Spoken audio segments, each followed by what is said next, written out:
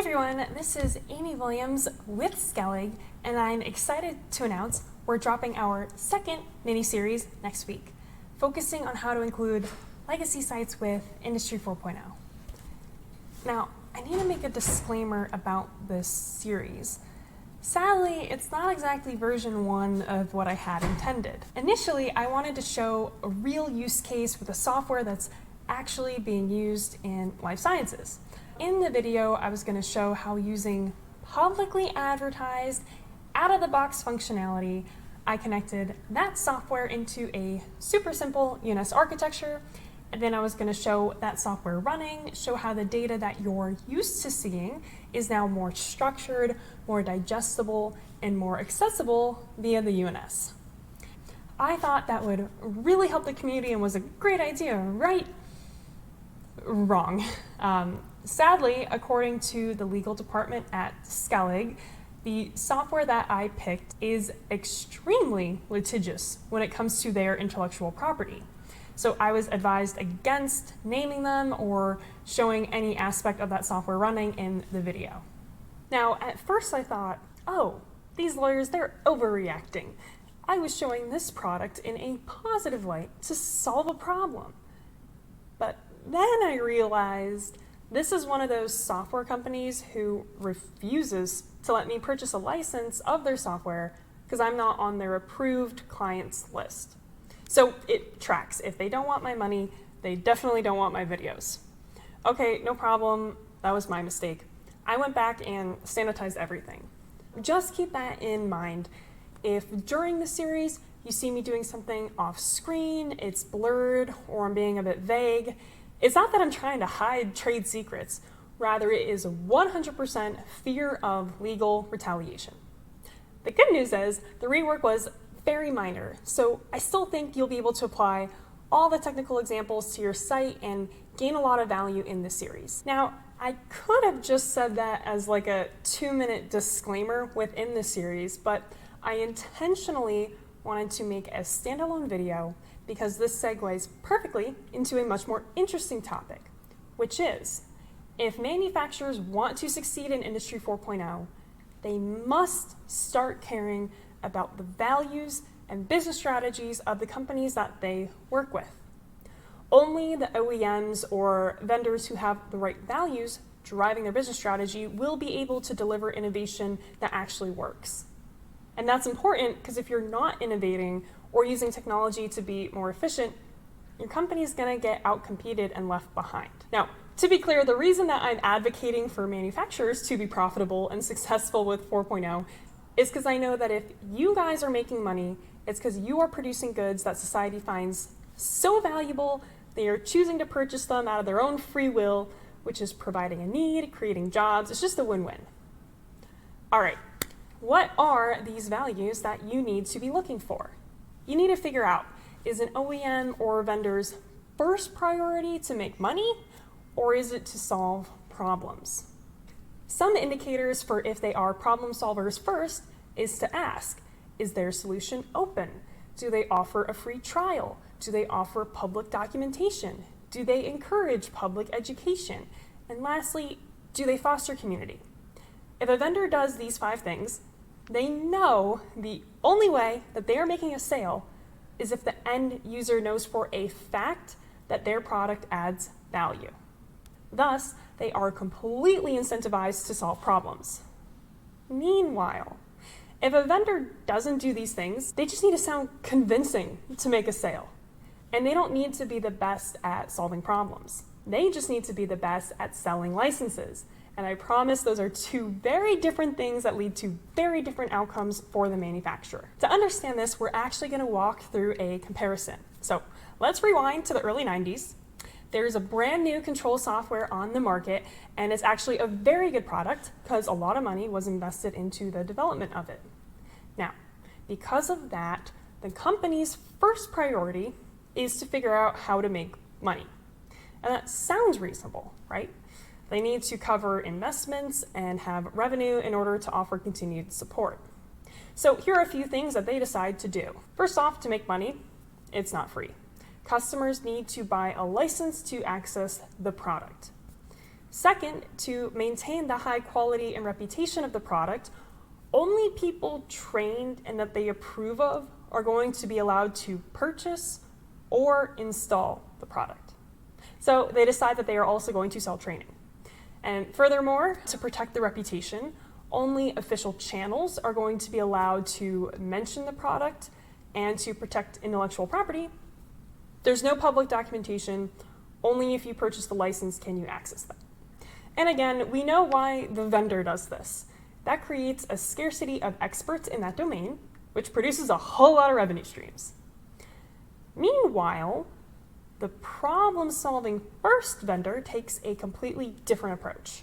If you contacted them, they'd send over a free trial, a free copy of the documentation, and encourage as many people to become familiar with their product.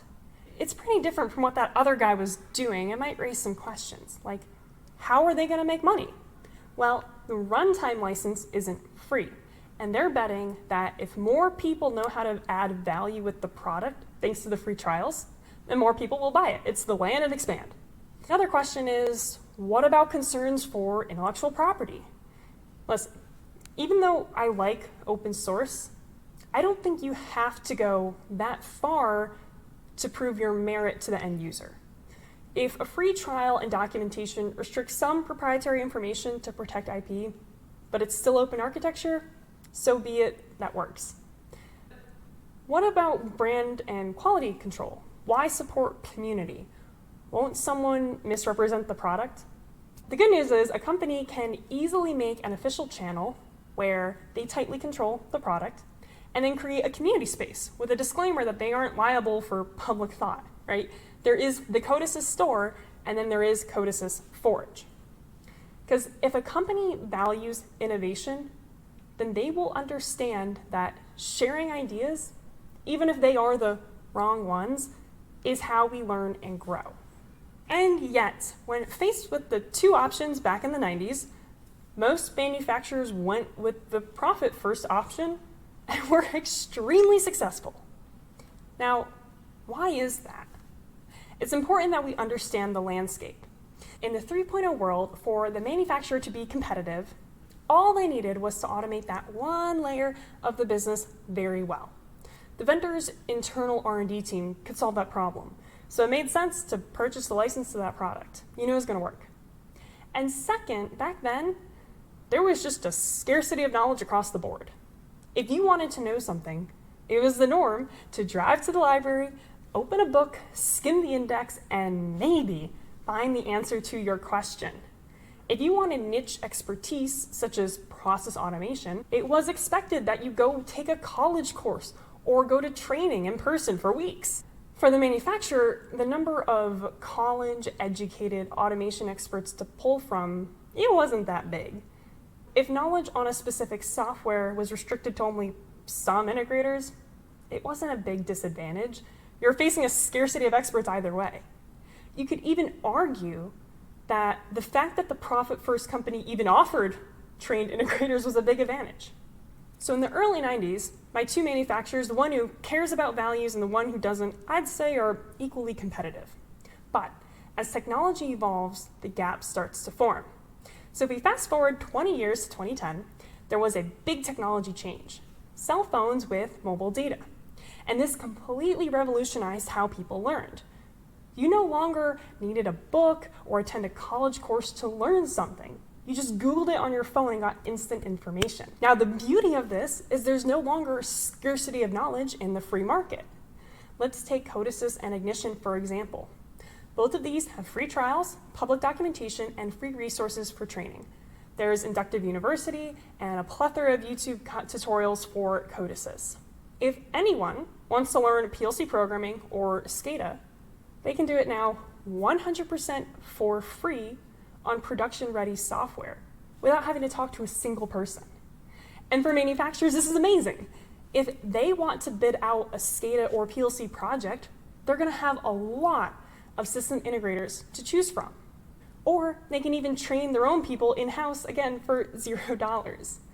And this means that they have a lot of people that they can call on for support And if they do bid out a project, because there's so many options, the competition is going to drive down the project cost. Meanwhile, the manufacturer who went with the profit-first solution is starting to suffer, because less people know the Paywall software. So due to supply and demand, they are definitely going to be more expensive to hire. And in general, that manufacturer is going to have less resources to help them keep their production line running. It doesn't sound like risk mitigation to me, but that's only part of it. Do you know what happens when you let end users try a product for free and it proves it adds value? A community will start to form around that product. Now, this only happens if the product is any good, but I promise manufacturers and vendors should want community, because community is what drives innovation.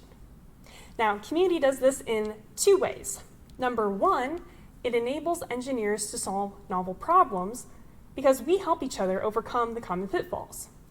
And two, it gives vendors the feedback on what updates they should make to provide the most value. For example, I mean this in the nicest way, but there has never been and never will be the perfect software documentation. Ask any engineer and they will tell you they have run into at least one problem that the documentation didn't answer. In which case, what's the next step? In the 21st century, you Google it, you go to the internet and hope to get a hit on a forum. And the usefulness of a forum is directly proportional to the number of active users on it, aka the ones with the biggest community. And a good real-life example of someone who's built community is Ignition. They have inductive exchange, where they encourage anyone to share tools or projects they've developed with their platform. And that's great, because as a community, we don't waste time reinventing the wheel. When I wanted an integrated API call to ChatGPT, I didn't need to figure that out. I just downloaded the example project from 4IR. And second, Ignition has a lively forum. I have been impressed with the number of times I've Googled a technical question, kind of like a shot in the dark, and actually got a hit. And the best part was, it was from a post from like 2 years ago with 50 upvotes. And again, that's great for me, because I'm not wasting time resolving already solved problems. Instead, I get to jump to the front of the line and start working on the novel solutions.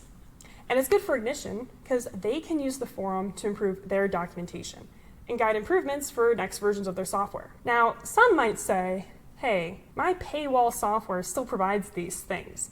It has internal documentation, and it has forums to ask questions, and it still does version upgrades, so it's innovating, right? Here's the thing. When a vendor hides everything behind a paywall, they get grounds for legal action against anyone who publicly shares their software via project files, videos, posts. And whether or not it's intentional, the net result is censorship of engineers from sharing ideas on how to solve problems with that software. Because who wants to risk it? And I can't think of a faster way to kill community. Moreover, the forums they do have are composed 100% of people who are willing to buy their product. So that vendor is getting biased data. They are probably missing the most valuable feedback of why a manufacturer didn't want to pay for it in the first place. And since they lack a community that can speak freely, I just don't see how they're ever going to be leading the way in innovation or in understanding how to actually add value to the end user, which puts the manufacturer who partnered with them at a bigger disadvantage. So far, everything I've talked about is within Industry 3.0. The difference in values impacts the manufacturer. But I promise, the values are only going to play a bigger role for success in Industry 4.0. And I can't think of a clearer example than the 4.0 architecture known as the unified namespace. A lot of corporations, for a while, have been trying to advance the OT side of manufacturing. So why is it the UNS actually worked? Was it thanks to a focus group in Silicon Valley trying to make the next marketable architecture? No. This whole thing originated from one guy working on the plant floor of a mine. Now, admittedly, this was an exceptionally smart man named Walker Reynolds who figured out the architecture turned data into information. He tells the origin story much better than I do. But the point is, the UNS worked because it came from manufacturing to serve manufacturers. Walker understood exactly what the plant floor needed and was able to deliver on it. And this was contrary to all the other big OEM names who had the wrong strategy of thinking, how do I first and foremost make money and protect existing revenue streams? Which is why you had all those vendor stacks and data silos, things that had been holding back the progress of OT manufacturing. The UNS succeeded because it had the core value of solving problems, not making sales. But that's only half the story.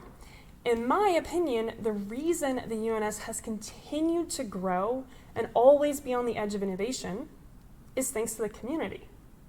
Now, one way to measure community is the number of people in their free and public Discord. If you go off that, you have thousands of people trying this UNS approach out. And because it is a free and public Discord, people are able to speak freely and say, hey, these are the struggles I'm running into when doing this.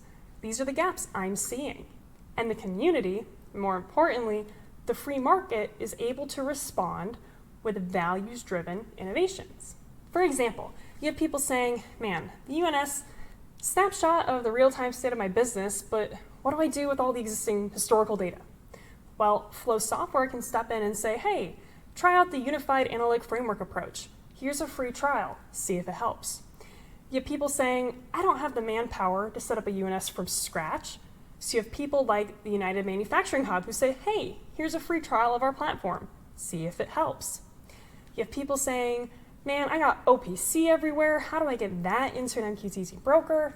So you got people like Kepware, Hive, Litmus saying, hey, we have connectors for that. Here are free trials. See if it helps. And yes, I am harping on the free trial aspect because it is the ultimate litmus test for if a solution provides value.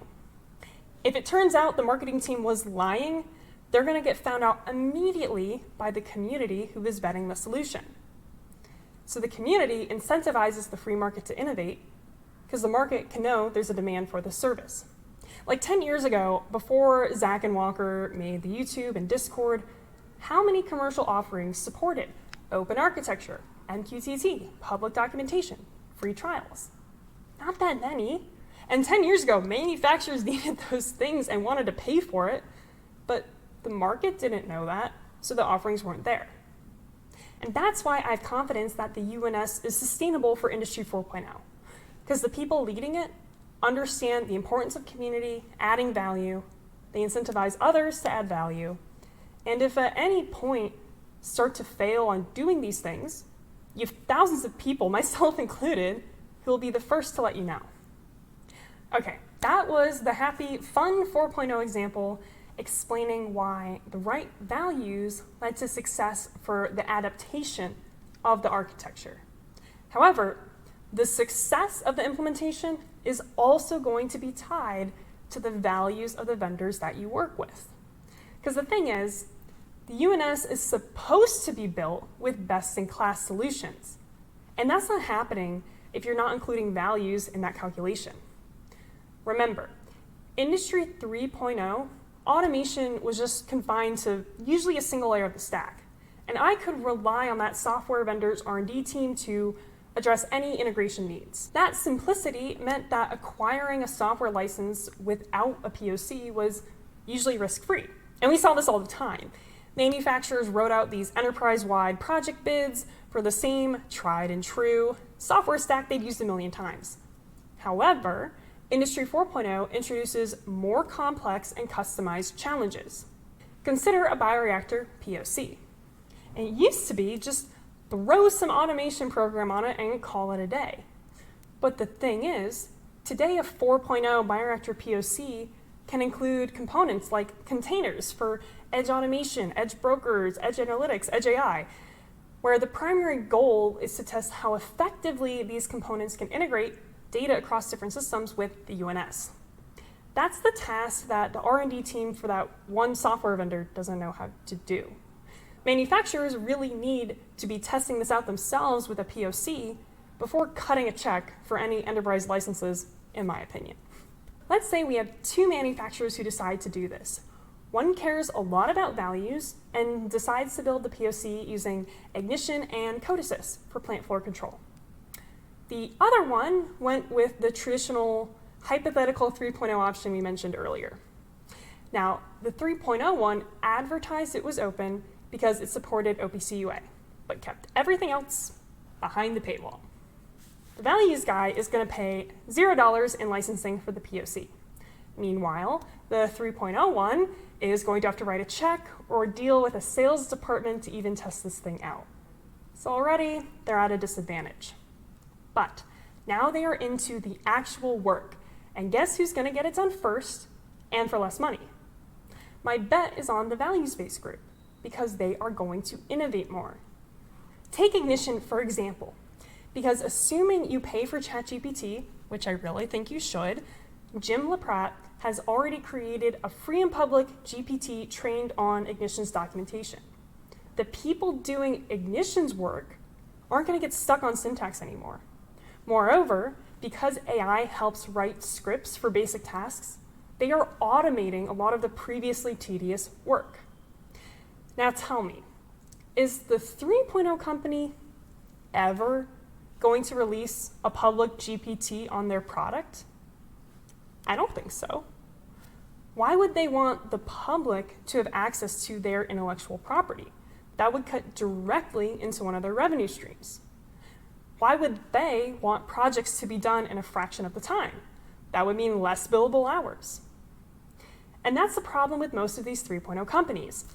If they know that they make money solving problem A, they never want problem A to be solved.